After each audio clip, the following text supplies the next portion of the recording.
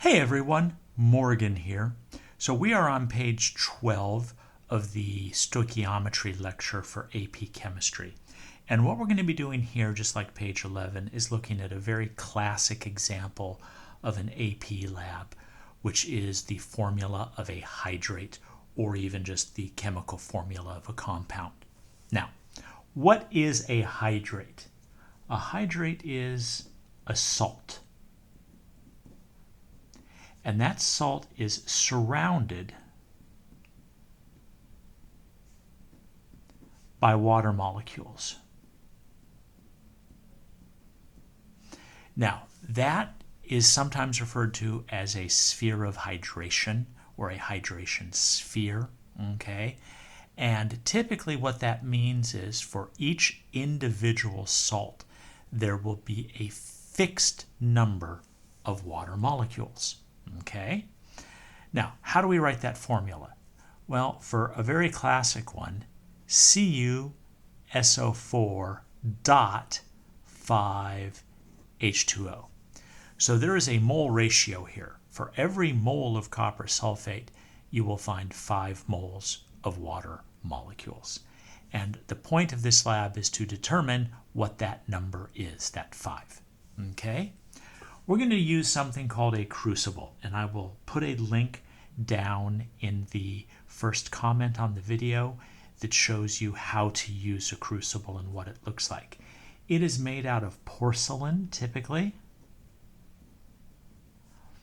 or we even have some that are metal, and this is a very heat-resistant material. It can be put into the flame of a Bunsen burner and go up to incredibly high temperatures. Okay? Now, when you have something that contains water and you heat it to very high temperatures, what is the water going to do? It's going to leave. Okay? And its mass goes with it, and what we will end up looking at here is a mass difference before and after the heating.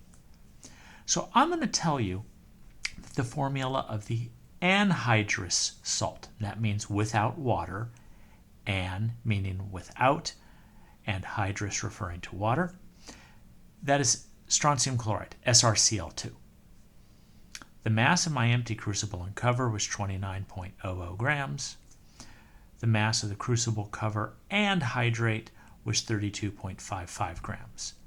Then after several heatings, it has a constant mass of 31.11 grams. Okay, so let's begin. What's the molar mass of the anhydrous salt? If I look at a periodic table and I add that up, I get 158.52 grams. Okay? Now, what is the mass of the water that's been lost? So here's our first real kind of calculation here. I'm going to take the mass of the crucible, cover, and hydrate, which is 32.55.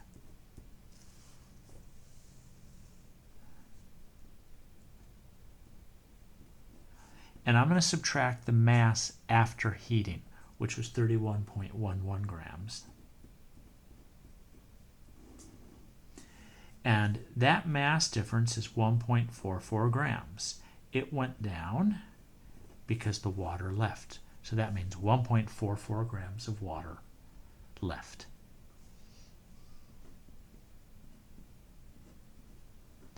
Now how about the mass of the strontium chloride, the anhydrous salt itself?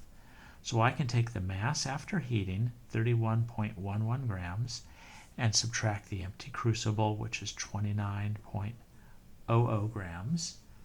And that's 2.11 grams of SrCl2.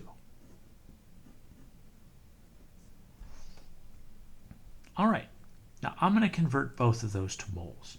So if I divide this by 18.02 grams, that comes out to be 0.0799 moles of water. Divide this one by the molar mass of 158.52. and that comes out to be 0.0133 moles SrCl2. So what I want to do at this point is find the ratio between these numbers. 0.0799 divided by 0.0133. This is moles of water, and this is moles of SrCl2, and that equals 6, like 6.00. So what that's telling me is that there are 6 moles of water for every mole of SrCl2. Okay?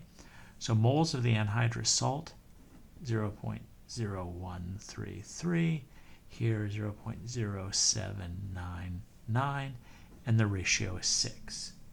That means SrCl2 dot 6 H2O. 6 moles of water for every mole of strontium chloride, or as a ratio, 6 water molecules for every SrCl2 that's present. Okay. Now, like with all AP style labs, we need some follow-up questions about stuff that can go wrong during the experiment. Okay? What would happen to the formula if some of the dry solid is spilled before weighing? Okay? That's going to affect up here in the data table, line number 3, the mass after heating. Okay? So, line 3 is small. That was the 31.11 grams.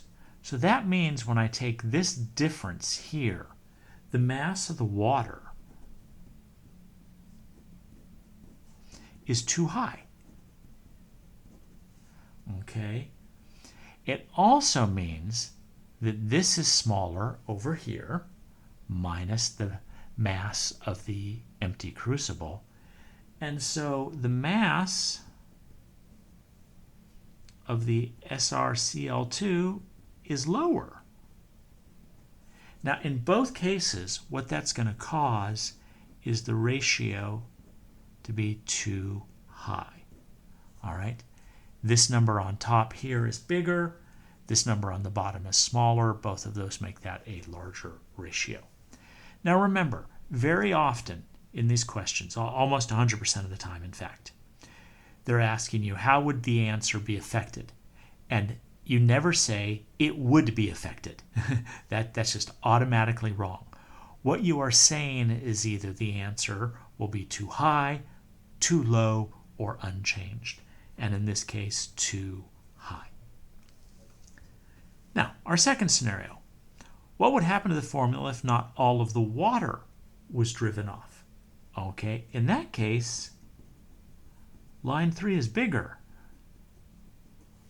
Now what that means is the mass of the water is low, because line 3, which was up here 31.11 grams, so this is a bigger number, which means this is a smaller number. So mass water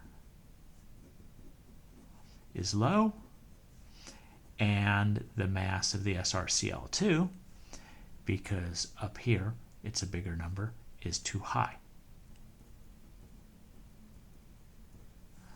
And my ratio is too low. All right. So there you go. Pages 11 and 12 of this outline both show you some very classic experiments in freshman chemistry classes, and they're asked about pretty much all the time on an AP Chem exam. All right. Thanks for tuning in. This is Morgan, signing off.